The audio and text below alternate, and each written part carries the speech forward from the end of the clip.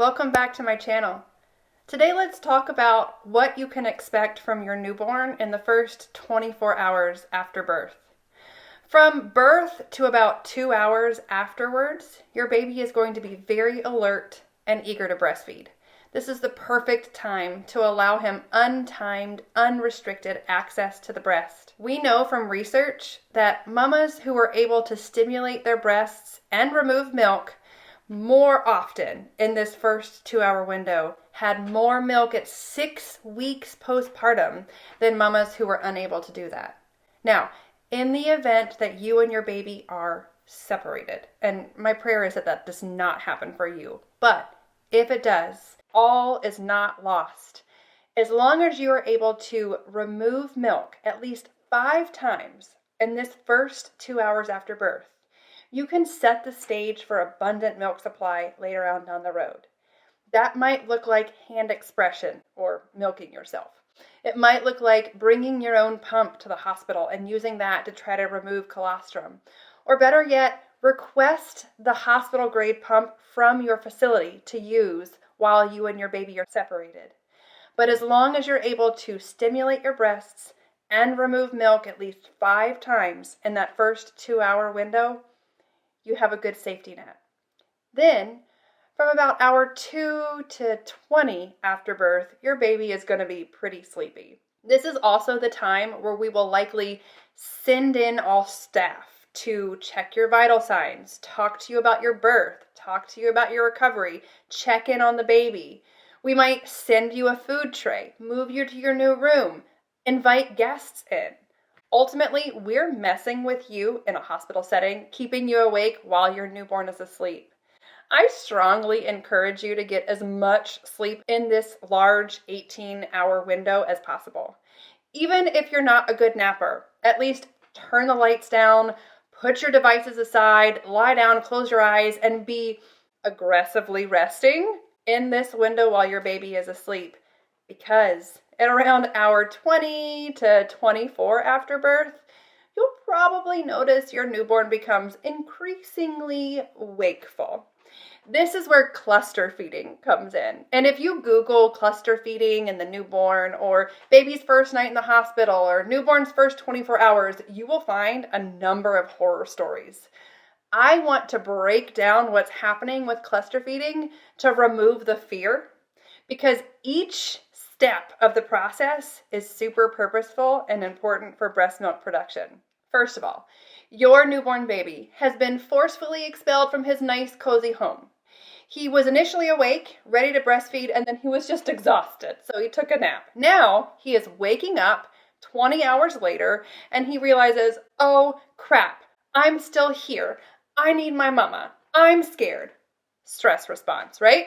And the way that newborns soothe themselves is by sucking. That's why pacifiers are a thing. So he wants to be with you.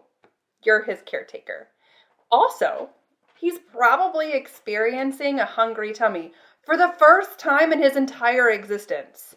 In the womb, our babies are constantly nourished by the placenta, so he's never actually had to eat anything by mouth or experience a growly tummy. And now it's 20 hours after birth, and he's probably getting that feeling for the first time in his whole life, and it's terrifying. Now, disclaimer here, this is not to say that your newborn is starving, right? When your baby cluster feeds, the natural catastrophizing instinct says, my baby is starving because he won't be satisfied at the breast, and my breasts are broken because he's never satisfied at the breast. That's not what's happening. While your baby might have a growly tummy for the first time ever, newborns are born with a really thick layer of brown fat. Now, brown fat is different from the yellow, white, squishy stuff that we don't want on adult bodies. Brown fat is highly metabolically active. So basically your newborn is existing off of a keto diet for the first 24 hours. So he's not starving. He is experiencing something new and unsettling, and the way that he needs to soothe himself is to be with you in his natural habitat on your body. Also, he needs to practice breastfeeding to learn to breastfeed, so it makes sense that he's going to have to take small doses to coordinate suck, swallow, breathe, because he's never done it before, and he's going to come on and off and on and off and on and off. It makes sense from the newborn's perspective. It also makes sense from your perspective.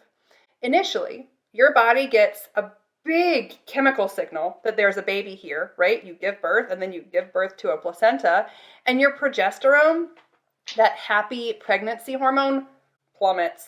As a result, your prolactin, the breast milk making hormone, skyrockets. And so your brain says, it's go time, make milk.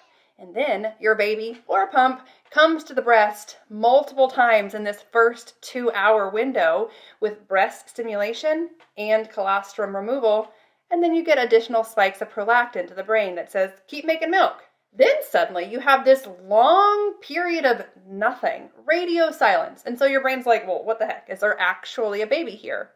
So now at hour 20 to 24 after birth, your baby's like, as a matter of fact, I am here, and will stimulate the breasts and remove colostrum over and over again over the course of several hours so that you get a lot of prolactin to the brain and you can ultimately get a lot of breast milk production down the road.